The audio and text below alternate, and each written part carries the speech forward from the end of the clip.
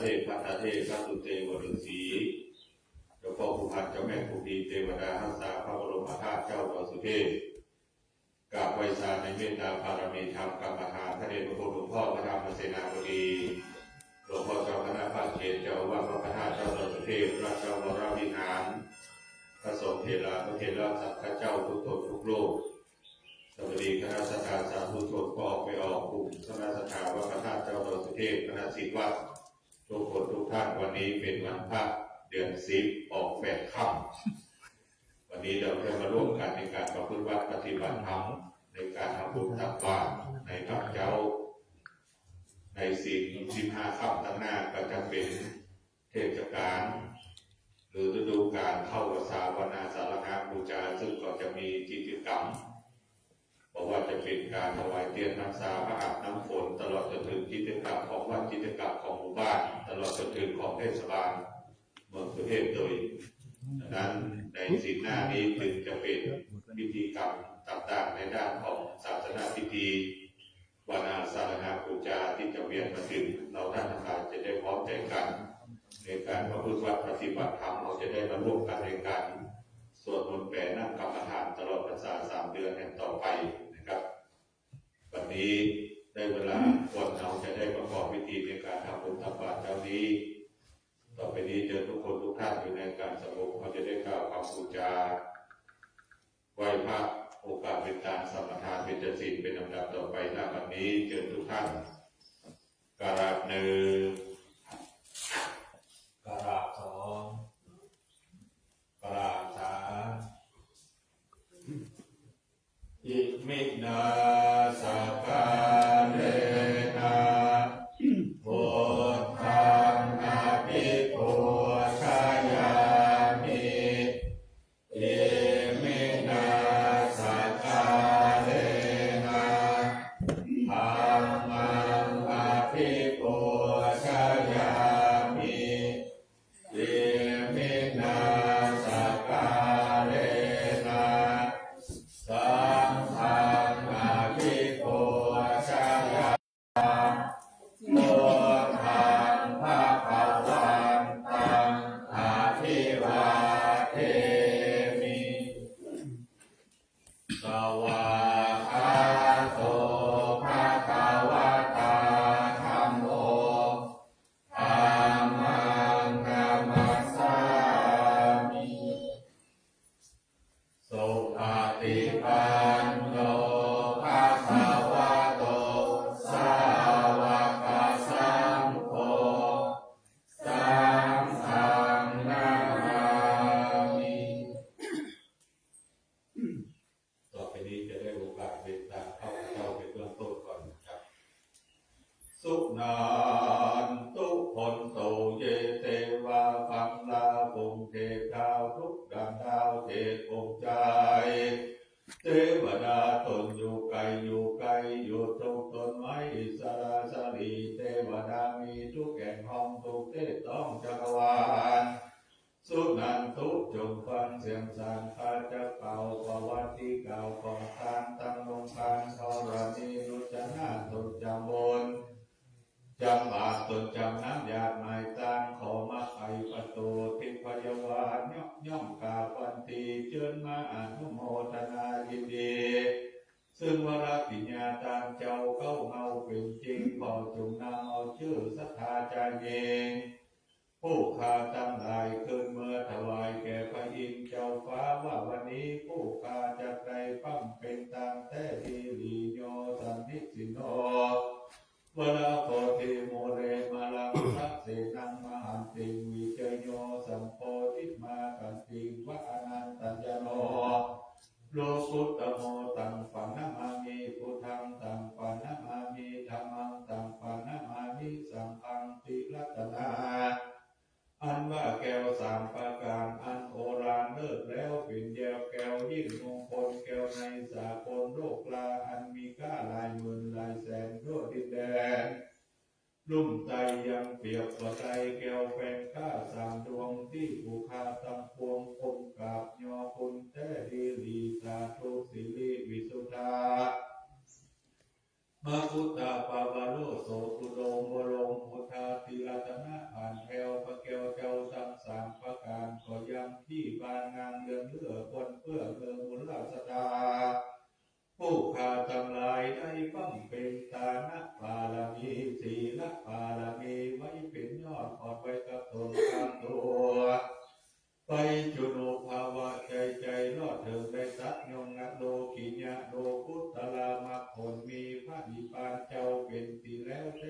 ดีสาธุอาจารย์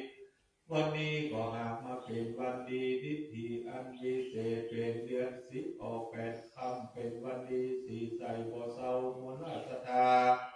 ผู้ข้าทั้งหลายตั้งหนุ่มเนาสาวน้อยใจยิงก็บรสยังที่บริสยังป่าเวณีตามทำนองของแห่งพระอริยสัพพุริสเจ้าภูมิร่วงแล้วหากเป็นมาในอดีตกาลเมื่อก่อนเพื่อขอพรหายเสียมูลราชธาผู้ข้าทั้งหลายจึงได้ตกแต่งน้อมนำมายังผู้ปังภาราชาดวงดอกเข้าตอกดอกไม้ลำเทียนนาจะเมียนไว้เหนือคันปานเป็นสางโพธาปัทมาพิพาทเพื่องต้นหัวตีผู้ข้าทั้งหลายขอถวายแก่พระมุนีสากยราชกัปตังพระบุตรพระบาทพระธาตุพระเจดีย์ทุติยโพธาพิพาทอันตนทรงผู้ข้าทั้งหลายขอพนมก่อนกราบไหว้พระธรรมเจ้าที่ได้เทศนาไว้แก่โลกโลกาอันห้องเหินนับได้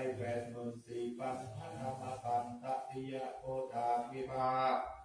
อันควรสร้างงามบ่เศร้าผู้ข้าทั้งหลายขอถวายแก่พระอริยสังฆเจ้าเข้าเอาตั้งแต่พระอัญญาโกฏัญญาเป็นเก้าตลาดต่อเต้ามาถึงสมมติสังฆเจ้าตนวิเศษอันเป็นบุญญาเขตในพระพุทธศาสนาบ่เต้าแต่นั้นมูลศรัทธาผู้ข้าทั้งหลายจึงได้ตกแต่งน้อมนำมายังมาทุกมายังกิลนาปัจจัยหลายสิ่งอันเป็นความยิ่งควรสารสัพพะริวารนังหลายหลาขอนิมนต์พระผู้มีพระภาคเจ้าพระธรรมเจ้าพระสังฆเจ้าจงมีมหากรุณาไหวนาปฏิกนารับเอายังวัตถุสิ่งของตานของโภมมูลศรัทธาผู้ข้าทั้งหลายแม้นว่ามูลศรัทธาผู้ข้าทั้งหลายมีความประสงค์โดยเนื่องอันใดแล้วขอบอกประสงค์อารมณ์ไฟใจจุดน้อยใหญ่ใจเองอันใดตั้งไว้ใจปณิธรรมหากได้ตั้งไว้สมิตทุกข์ขององค์ทรงสาโรธพัมดังแก้วมณีโชตแห่งพญาจักรวติราชจุบทจุบาทจะได้คาดจะได้คายนั้นจุงจักมีดังบาทพระคาถาบาลีจักได้วางเวรเกณฑ์ถวายวาสาธุโอกาสะมัญญังพันเตอิมานิทูปาบุภาราชตานังโอตนะปิกหาลสาสุปาเพียรจนะตานังสัพพะริวารตานังสังฆสัสสะกจาเจมาปุเจมาทุติยมปิมัญญังพันเตตติยมปิมัญญังพันเตอิมานิทุปามุภาราชตานังโอตนะปิกหาลสาสุปาเพียรจนะตานังสัพพะริวารตานังสังฆสัสสะกจาเจมาปุเจมาพุทโธโนธัมโมโนสัมโฆโนอัมหากังทิภารตังหิตายาสปายายาวันิปาทิกัมมาทิธโนทุปะมุภาราชตนังอภิ สาอัสสาธารณาสัพพะโลกิญญาโลพุทธลัสสะพะสัมปตินังอรหันตามหาภรตินังนิพพานาปัจจโยโหนตุโนนิจังขตังปุญญโนของบุญทั้งหลายนินาภูคาทั้งหลายได้มาหือตามแล้วขออุทิศส่วนบุญญาลายสีจำนวนผงนี้เป็นหายังเทวดาเจ้าทั้งหลายมีพงมาลุกเทวดาอากาศเทวดาถึงอินพรหมโอปุพันตุดาวตโลกบาลตสีตนางพรณีสลีพุตตาอามาตนจำบุญเป็นอันมากเทวดารักษาหอเงินคารวะพุทธศาสนาลาโหนปะฆาตังพระอริยเมตไตรเจ้าตนองค์อาทิจะมาเกิดโกรธมนุษย์ชาติมาไปโลนขอส่วนบุญอย่าได้ฆ่าอย่าได้คายจำเพียรชาติยาลิกาอริยาสามิกาลูกเต้าครูบาอาจารย์เจ้าตนบุญหลายมิเกียวสหายเหลือแหล่นำได้เจ็ดเจ้งขบุญเป็นเก้าเจ้งขบุญเป็นแดงแสนเจ้งขบุญเป็นขนาดเถิดแก่สัพพสัตตาสัตว์น้อยใหญ่สองสิ่งสี่ตีนหาสิ่งบันไดสัตว์ตัวมีปีกวินวนหนอากาศสัตว์ตัวในข้ามกาลาวีขอจุมาพัฒนาและอนุโมทนาในทิฆากาลาบันนี้นั้นจุจักมีเชื่อมแต่ลีลีนะโมวิสุทธังพิภเวกานังพุทธังธรรมังสังฆังกายเยนะวาจาสัพพันโตสังฆมันตุโน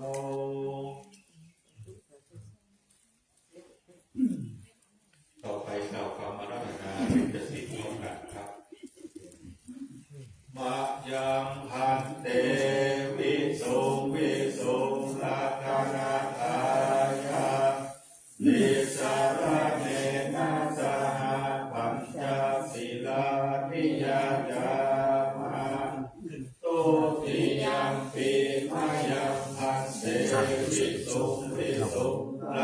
印象没这个女的。 สารเนนะสหปัญจศีลานิยาจามาอาติยัมปิมายังพันเตวิสุงวิสุงคนาทายาติสารเนนะสหปัญจศีลานิยาจามานะโมตัสสะภะคะวะโตอะระหะโตสัมมาสัมพุทธัสสะนะโมตัสสะภะคะวะโตอะระหะโตสัมมาสัมพุทธัสสะนะโมตัสสะภะคะวะโตอะระหะโตสัมมาสัมพุทธัสสะนะโมตัสสะภะคะวะโตอะระหะโตสัมมาสัมพุทธัสสะนะโมตัสสะภะคะวะโตอะระหะโตสัมมาสัมพุทธัสสะนะโมตัสสะภะคะวะโตอะระหะโตสัมมาสัมพุทธัสสะพุทธังสรณังคัจฉามิพุทธังสรณังคัจฉามิธัมมังสรณังคัจฉามิธัมมังสรณังคัจฉามิสังฆังสรณังคัจฉามิสังฆังสรณังคัจฉามิ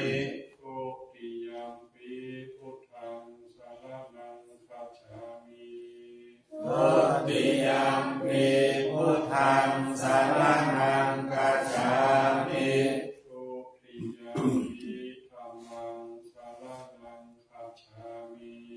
ทุติยัมปิธัมมังสรณัง这点记着，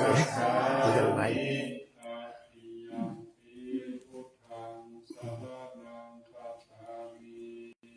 ตัตติยัมปิพุทธังสรณังคัจฉามิตัตติยัมปิธัมมังสรณังคัจฉามิ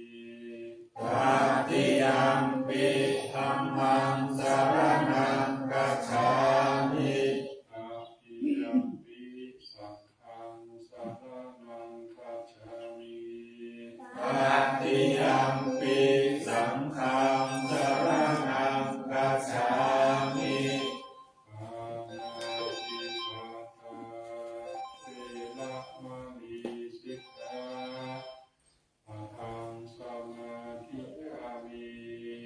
ปานาติปาตาเวระมณีสิกขาปะทังสมาธิยามิปานาติปาตา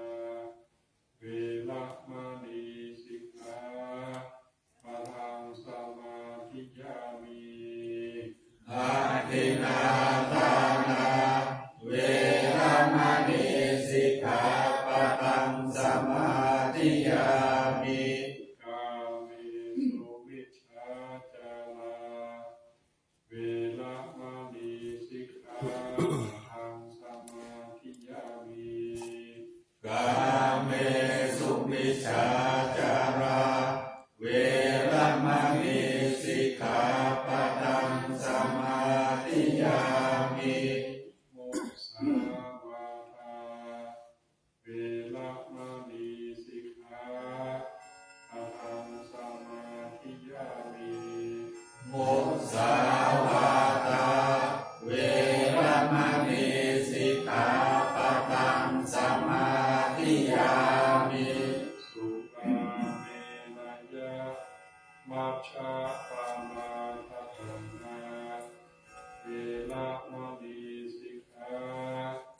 ปะทังสมาธิยามิสุราเมรยะมัชฌะปามาทัฏฐานาเวระมณีสิกขาปะทังสมาธิยามิอิมานิปัญจสิกขาปะทัง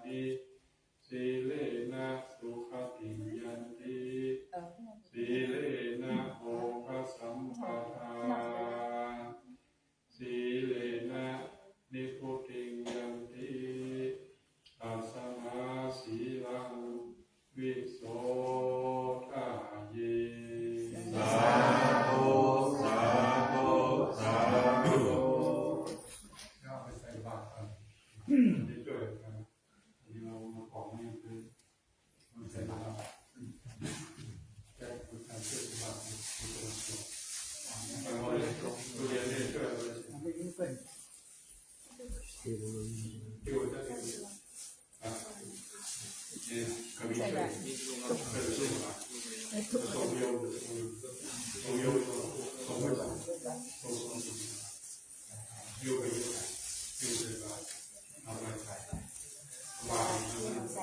ส่บ้านใส่พวกอันนี้ใส่ทุกปลาเลย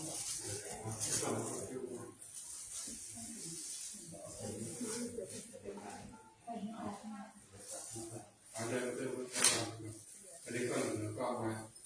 ที่เรามาใส่ต่อไปทั้งสองเพลงเจริญพุทธมนต์นะขอให้พวกเราทุกคนนั่งสมาธิอนุพุทโธมุทโธมาดีคิดเรื่อยๆนะนะโมตัสสะภะคะวะโตอะระหะโตสัมมาสัมพุทธัสสะนะโมตัสสะภะคะวะโตอะระหะโตสัมมาสัมพุทธัสสะนะโมตัสสะภะคะวะโตอะระหะโตสัมมาสัมพุทธัสสะภะวะอะระหังสัมมาสัมพุทโธวิชาการณะสัมปันโนสุขโตโลกาวิทูปานุตตโลปุริสธัมมาสาราภิสัทธาเทวมนุษย์สานังพุทโธภะคะวะติสาวกโตธัมโมสันติติโกอาคาลิโกเอหิปัสสิโกโอปันนายิโกปัจจตังเวทิตาโพวินโยหิติสุปฏิปันโนภะคะวะโตสาวกสังโฆอุชุปฏิปันโนภะคะวะโตสาวกสังโฆญายาปฏิปันโนภะคะวะโตสาวกสังโฆสามิทิปฏิปันโนภะคะวะโตสาวกสังโฆญาติตังจัตตาริปุริสายุคานิอัตตปุริสาบุคลาเอสาภะคะวะโตสาวกสังโฆปาหุนายโยทักขินายโยอัญชลิกาลนิโยอนุตตรังยะเขตังโลกัสสาติมาปินิมิตาสาวุตันตังกริเมฆลังโอทิตาโคลาสาเสนามารังธานาทิธัมมาวิธินาทิตาวามุนินโตตันเตสะสะภะวันโตเตชัยยะมังคลานิมาราติเลกามะปิโยจิตตัสสะปัลลัตตินโทรัมปานาราวะกามะกามะตะกายะกังกันติสุดันตาวิตินาสิกาวามุนินโตตันเตสะสะภะวันตุเตชัยยะมังคลานิราคิริงกัจจาวะลังอาติอัสสะภูตังภาวะปิยกามัสสนิวาสุตารุนันตัมเมตัมโพเสกาวิปินาทิกาวามุนินโตตันเตสะสะภะวันตุเตชัยยะมังคลานิอุกิตต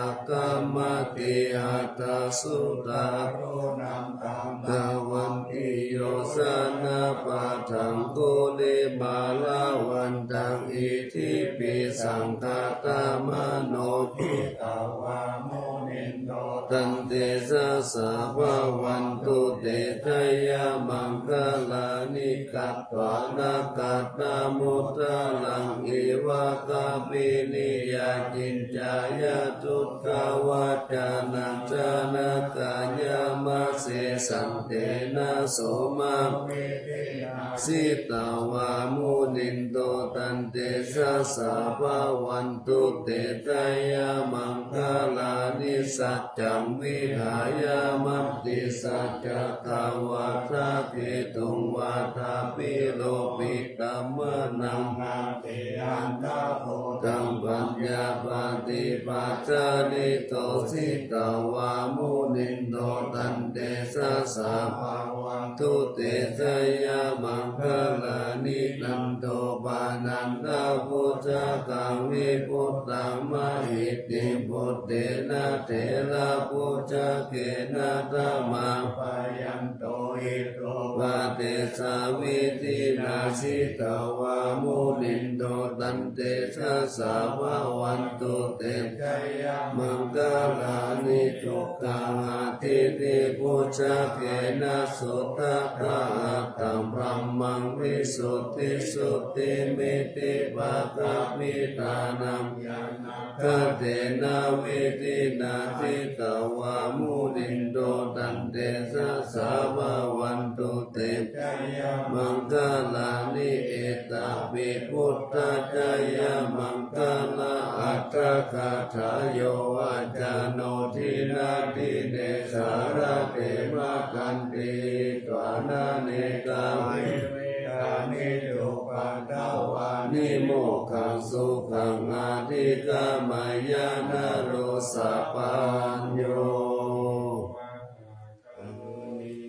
นาโตอิตายะสัพพะปานินังปุเรตวะปารมิสัพพะปัตโตสัมโพธิมุตตะมังเอเตนะสัจจวะเจนะหุนตุเตชัยยะมังคลังสยันโตโพธิยามุเลสักขยานันนันทิวัตโนเอวังตาวังนิชัยโย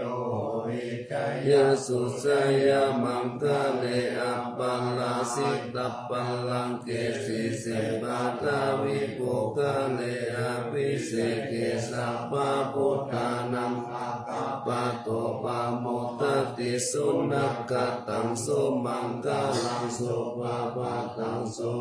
ติตังสุขโนสุมาพุทโตจะสุญิตังธรรมกังวิสุปะทักขินังกายกัมมังวาจากัมมังปะทักขินังปะทักขินังมโนกัมมังปานิติเตปะทักขินาปะทักขินามิขัตวานาลาภันตเตปะทักขิเน เจริญสุขท่านศรัทธาทั้งหลายวันนี้ตรงกับวันพระขึ้น8 ค่ำเดือน10เหนือข้ามแห่ง7 วันก็จะเป็นวันอาสาฬหบูชาวันเข้าพรรษาที่เป็นวันสำคัญวันอาสาฬหบูชาเป็นวันสำคัญในทางพุทธศาสนาซึ่งมี4 วันด้วยกันคือวันมาฆบูชาวันมาฆวันวิสาขะวันมาฆวันอาสาฬหะและวันอัฐมิบูชาเป็นวันสำคัญของทางพระพุทธศาสนาเรากำหนดไว้อยู่4 วันแต่ว่าวันธรรมสวนะก็มี4 วันเช่นเดียวกันคือวันขึ้น8 ค่ำแรม8 ค่ำขึ้น15 ค่ำแรม14 ค่ำหรือว่า15 ค่ำ4 วันเหมือนกันแต่วันสำคัญ9 วันตามกำหนดนี่แหละวันใหญ่ๆวันใหญ่ๆก็มี4 วันคืออาสาฬหบูชาวิสาขบูชาอาสาฬหบูชาแล้วก็มาฆบูชาก็มี4 วันแล้วก็วัน8 ค่ำขึ้น8 ค่ำแรม8 ค่ำขึ้น15 ค่ำ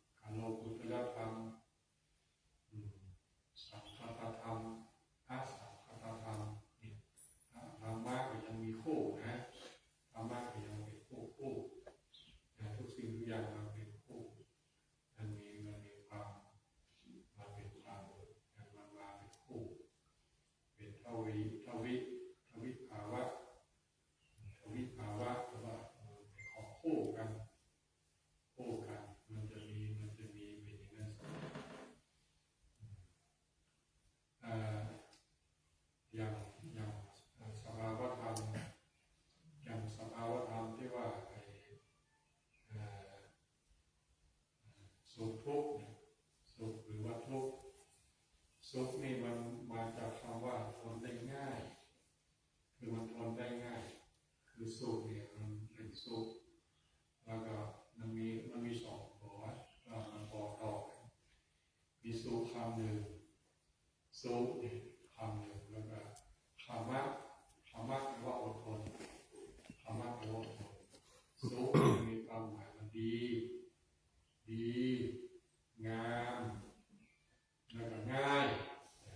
สุขนี่มีความหมายคำว่าสุขคำเดียวนะมันมีความหมายว่าดีงามง่ายดีนี่ก็หมายว่าทุกอย่างที่มันขึ้นต้นด้วยคำว่าสุขอย่างคำว่าสุขภาพหมายถึงว่าสุขภาพที่มันดีสุขภาพที่มันดีสุขะแปลว่าสุขสุขภาวะความเป็นที่มันดีสุขานิสัยหรือว่าอะไรต่อมีอะไรที่มันขึ้นต้นด้วยคำว่าสุขแปลว่าดีส่วนคำว่าทุกข์นี่แปลว่าทุกข์หรือว่าทุกข์ขอมีขอเลยความจริงถ้ามีขอนี่เป็นทุกข์มาได้นะอันนั้นเป็นทุกสิ่งทุกอย่างมันไม่ได้ทุกข์อยู่ในคู่ของสุขถ้าทุกข์คู่สุขนี่จะต้องมีขอไข่ตามด้วยเพราะว่าขอไข่นี่มันมาจากคำว่าขมะแปลว่าอดทนที่เราว่าขันติแปลว่าอดทนถ้าเป็นศัพท์ทางธรรมะนี่ก็มีความหมายทุกข์นี่แปลว่าชั่วอย่างหนึ่งอย่างเช่นประพฤติไม่ดีทุจริตหรือว่าอันนี้แปลว่าชั่วเราแปลว่ายากเช่นธุรกันดารทางไปยากทางไปลำบากประเทศที่ลำบากเราเป็นทุกข์สิ่งที่ทำได้ยากทุกขลกิริยาอย่างเวลาที่พระเจ้าบอกเองทุกขลกิริยาสิ่งที่ทำได้ยากเราทุกขลกิริยาคือคำที่มันขึ้นต้นว่าทุกขละแต่ว่ามันทำได้ยากทุจริตหรือว่าแปลว่ามีสองความหมายชั่วกับยากสุขนี่มีสามความหมายดีสุขงามสุขง่ายเพราะฉะนั้นสุขนี่ถือว่าทนได้ง่ายทุกข์ทนได้ยากแล้วก็ทุกข์มันมีท่านในสภาวธรรมที่เป็นธรรมที่อยู่คู่กับโลกเรียกว่าทุกขังเป็นการ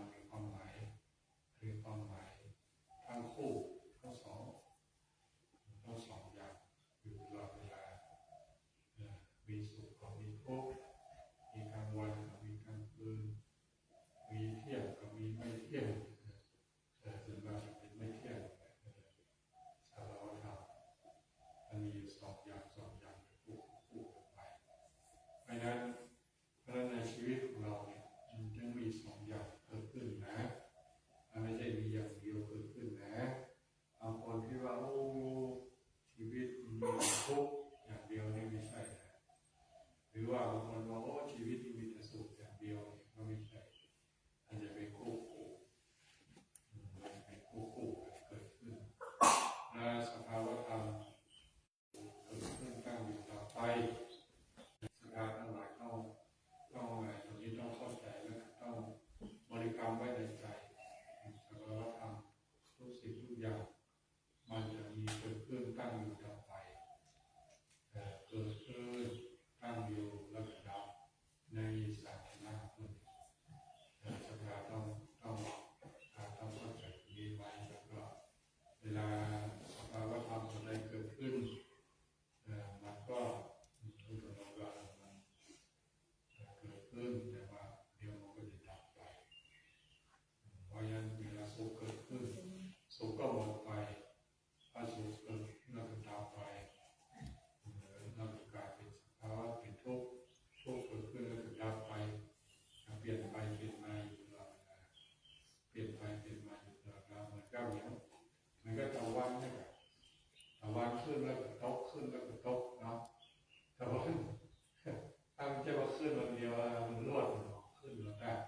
ขึ้นวันนี้สุดขึ้นแล้วลงถ้าตะวันมาลงก็เอาไปดูเราจะได้อากาศอุ่นๆนะครับอันนี้ว่าตะวันมันรอบไปเนี่ยได้รับนะแต่รับอยู่ตลอดเวลาก็ไม่ได้หมดไม่ได้กินหมดได้เบ๊ะได้ตื่นรู้สิธรรมชาติขนาดรับมันยังไม่ตื่นเห็นไหมที่เราเป็นคู่ทุกสิ่งทุกอย่างมันจะเป็นคู่ไปนี่ก็เป็นสภาวะธรรมอันเดิมขอสภาทั้งหลายอันได้รับรู้ไว้แล้วกำหนดไว้ทุกสิ่งทุกอย่างอย่างนี้ทุกสิ่งทุกอย่างมีการเปลี่ยนแปลงตลอดเวลาเคยเล่าฟังกับข้าวแกงวัดจัดดีในมันเจ้าแกงวัดจัดดีเราไม่ข้าวมาขายหมดยำผักยำกินไปเป็นดีกินแล้วมีก็นั่งเราแรกแยกเนื้อแยกน้ำไปเลยที่แรกเข้ากันจะดีเห็นไหมเนี่ยมันเปลี่ยนทุกสิ่งทุกอย่างเปลี่ยนแปลงเพราะนั้นสิ่งอะไรที่เกิดขึ้นกับเราเรารู้ว่ามันมีการเปลี่ยนแปลงชีวิตของคนเนี่ยมันมีการเปลี่ยนแปลงธรรมชาติมีการเปลี่ยนแปลงมีสุขมีทุกข์มีเกิดมีดับอยู่ตลอดเวลาเนี่ยคือธรรมชาติสภาวะธรรมอย่างนี้พอเราเข้าใจแล้วสิ่งใดสิ่งหนึ่งเกิดขึ้นแก่เราก็จะได้เข้าใจว่าสิ่งทั้งปวงมันมีเที่ยงไม่แน่นอนมีเกิดมีดับเราก็จะได้ไม่ประมาทถูกต้องรู้สึกว่าพวกเราจะได้ไม่ประมาทว่าสิ่งใดสิ่งหนึ่งเกิดขึ้นแก่เราให้รู้ว่ามันไม่เที่ยงสุขก็ไม่เที่ยงทุกข์ก็ไม่เที่ยงมันมีสุขมีทุกข์สลับกันไปอันนี้เป็นสารธรรมที่เรื่องการศึกษามีขอรักษาขอสถานทั้งหลายได้มีสติมีปัญญาเข้าถึงสภาวะธรรมอันเป็นคำสอนของพระสัมมาสัมพุทธเจ้าตลอดไปด้วยการทุกท่านทุกคนด้วยเถิด สาธุต่อไปกล่าวคำถวายพระทหารตั้งโมสามจบพร้อมกันนะโมตัสสะภะคะวะโตอะระหะโตสัมมาสัมพุทธัสสะนะโมตัสสะภะคะวะโตอะระหะโตสัมมาสัมพุทธัสสะนะโมตัสสะภะคะวะโตอะระหะโตสัมมาสัมพุทธัสสะอิมานิมยพันเตวัตตานิสัพพะริวารานิวิสุสังคัสสะโอโนชยามะสาธุโนพัน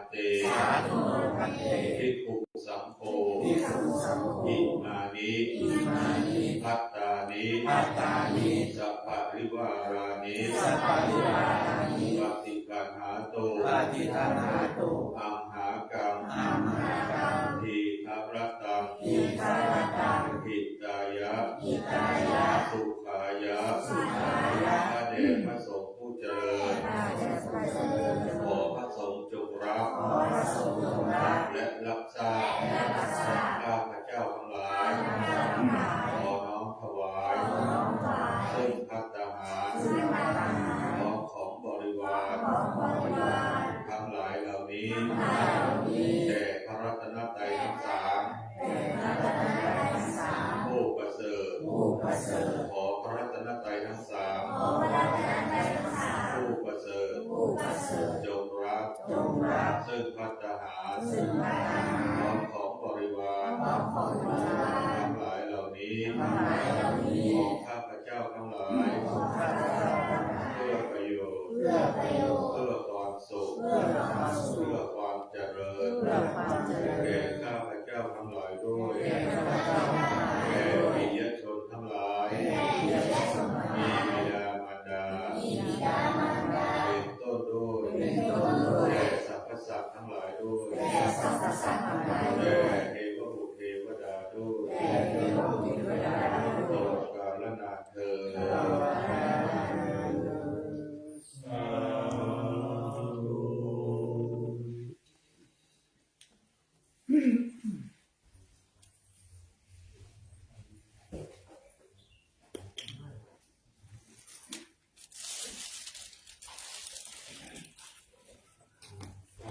เราขอยะถาวาลีวะหาปุราภริโอเรนติสาคาลังเอวะเมวะอิโตทินังเอสานังอุปกัปปะติอิทิตังปฏิตังตุมหังคิปะเมวะสันโตสัพเพปุเรนตุสังกปาจันโทปนรสโสยะหามณิโกติละโสยะหาสัพพิติโยวิวัชชันโตสัพพะโรโควินาศตุมาเตภวัตวันตารายโยสุขีติขายุโภภาวะภิวาทานาสิริสานิจังมุตตาปัจจายโนจัตตารโลธรรมาวัฏันติอายุวันโนสุขังภะลังมังคลังละกันตุสัพพะเทวตาสัพพะพุทธานุภาเวนะสัตตาสุติภาวันตุเตภาวะตุสัพพะมังคลังละขันตุสัพพะเทวตาสัพพะธัมมานุภาเวนะทาสุติภาวันตุเตภาวะตุสัพพะมังคลังละขันตุสัพพะเทวตาสัพพะธานุภาเวนะสัทธาโสติภาวันตุเตสาธุสาธุสาธุต่อไปกล่าวเทศนากับสัพพะสัตว์และเป็นตากับตัวเองว่าตามนะครับสัพเพสัตตาสัตว์ทั้งหลายที่เป็นเพื่อนทุกข์เกิดแก่เจ็บตายด้วยกันทั้งหมดทั้งสิ้นอะเวลาหนตุจงเป็นสุขเถิดอย่าได้มีเวรซึ่งกันและกันเลยอัพพยาปชาหนตุจง จงเป็นสุขเถิด อย่าได้พยาบาทเบียดเบียน อย่าได้พยาบาทเบียดเบียน ซึ่งกันและกันเลย ซึ่งกันและกันเลย อามีกาโหตุ อามีคาหุตุ จงเป็นสุขเถิด จงเป็นสุขเถิด อย่าได้มีความทุกข์กาย อย่าได้มีความทุกข์กาย ทุกข์ใจเลย ทุกข์ใจเลย สุขีอัตตานัง สุขีอัตตานัง ปริหารันตุ ปาริหารันตุ จงมีความสุขกาย จงมีความสุขกาย สุขใจ สุขใจ รักษาตน รักษาตน ให้พ้นจากทุกข์ภัย ให้พ้นจากทุกข์ภัย ทั้งสิ้นเถิด ทั้งหมดทั้งสิ้นเถิด อาหังสุขิโตโหมิ อาหังสุขิโตมิ นิทุโขโหมิ นิทุโหมิ อะเวโรโหมิ อะเวโรโหมิ อะโรโคโหมิ อะโลโหมิ สุขีอัตตานัง สุขีอัตตานัง ปริหารามิ ปาริหารามิ ขอให้ตัวของเราเอง ขอให้ตัวของเราเอง จงมีความสุข จงสุข ปราศจากทุกข์ ปราศจากทุกข์ไม่มีเวร ไม่มีโรค ไม่มีโร อ ค ยู่เป็นสุข อยู่เป็นสุข ทุกเมื่อเธอ ทุกเมื่อเธอ ต่อไปเข้าสู่ภาวนาใหม่กับลมหายใจเข้าลมหายใจออกเข้าคู่ลมหายใจเข้าสู่ภาวนาใหม่นะครับนี้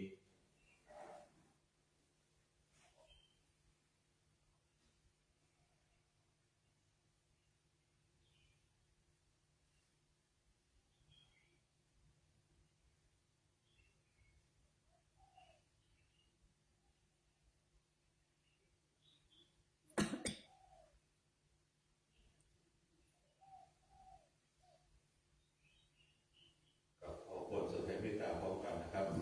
อิตังตานาคัมมังวิปานาปัจจายโยโหตุโนนิจจังอิตังศีลคัมมังวิปานาปัจจายโยโหตุโนนิจจังอิตังภาวนาคัมมังวิปานาปัจจายโยโหตุโนนิจจังยังทิฏฐิกุสามังกาตาปังกัมมังสัพเพหิกาเตหิกาตังปุญญังโนอาโนโมทันโตสุนันโตพนโตเยเทวาอาสามิงคาเนอาติคาสาธิกายุกาสัตตาหุนตุสัพพะสัตตานังสุขีอัตตานังปาริหารันตุมาตาปิตาสุขิตาหุนตุสุขาปาปุญจันตุสัพเพยตากาสุขิตาหุนตุสุขาปาปุญจันตุสัพเพอายตากาสุขิตาหุนตุสุขาปาปุญจันตุสัพเพปิสาสัพเพยัคขาสัพเพเปตาสุขิตาหุนตุสุขาปาปุญจันตุสัพเพกัคขตาสุขิตาหุนตุสุขาปาปุญจันตุสัพเพเทวาสุขิตาหุนตุสุขาปาปุญจันตุสัพเพอาจาริโยปัจจายาสุขิตาหุนตุสุขาปาปุญจันตุสัพพะสัมปาทินังสามิจันตุโววันทางเมพุทธังสัพพังเมตุสังฆามาทาเมวันเตวันตามิธัมมังสัพพังเมตุสังฆามา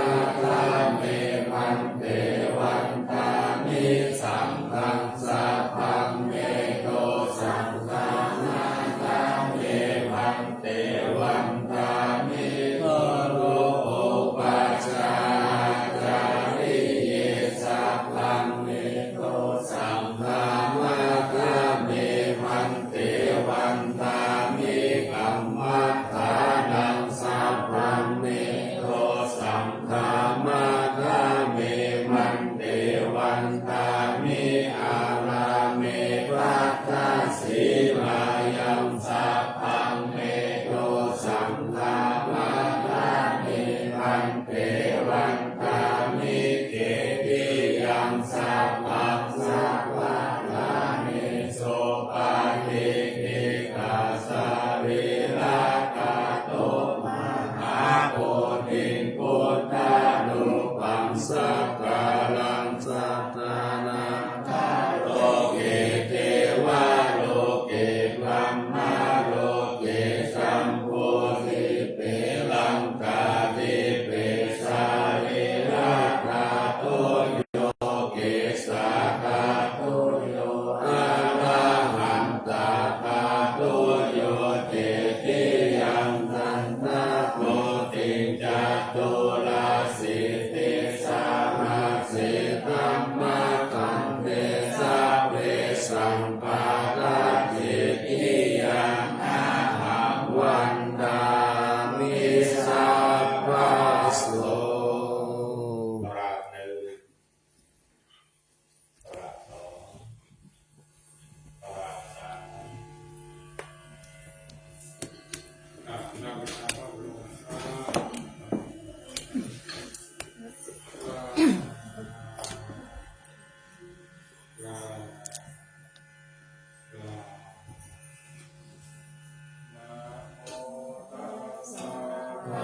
ภะวะโตอะระหะโตสัมมาสัมพุทธัสสะนะโมตัสสะภะคะวะโตอะระหะโตสัมมาสัมพุทธัสสะนะโมตัสสะภะคะวะโตอะระหะโตสัมมาสัมพุทธัสสะ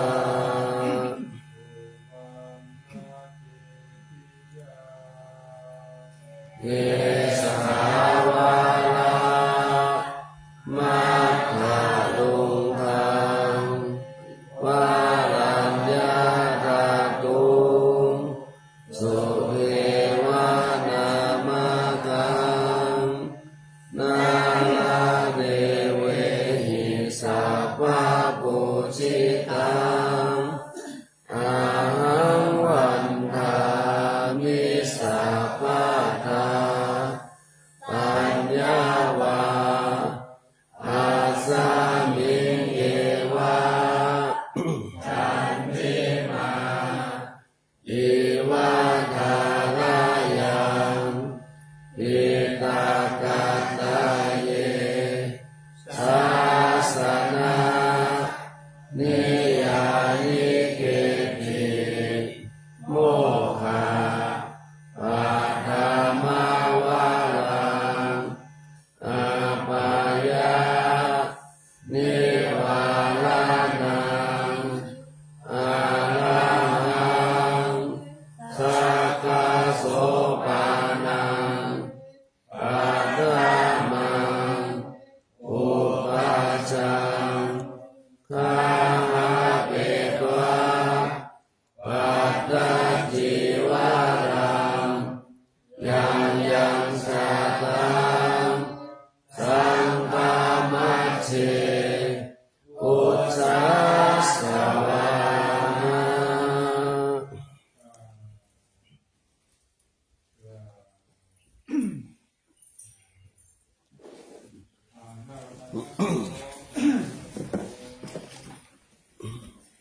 เราฟังลาพระสงฆ์นะครับอันธทานิยังภาเสวัจฉามา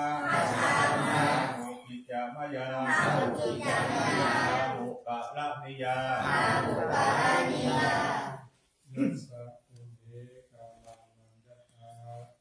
วันนี้พระธาตุทั้งหลาย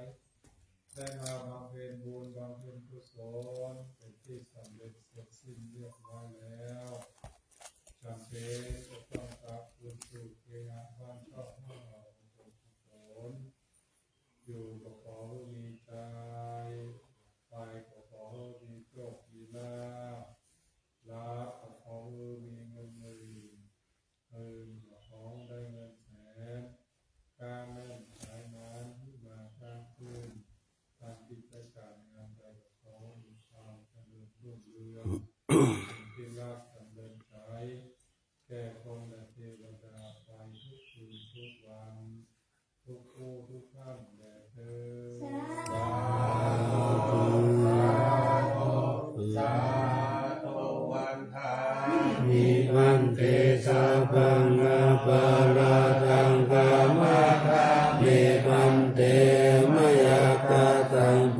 ยังสามินาอนุโมทิตาพังสามินาตังบุญยังไม่หังคาถาพังสาธุสาธุอนุโมทามิสาธุสาธุสาธุ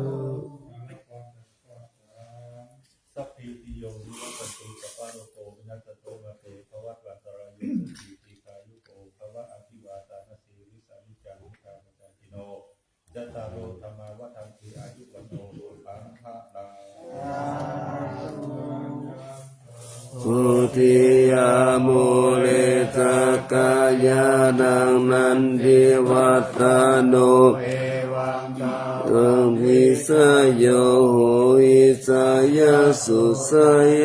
มังกะเลอปัลลสิตาปัลลังเกสิเสปัตวิปุกะเลอภิเศษเจสัพพ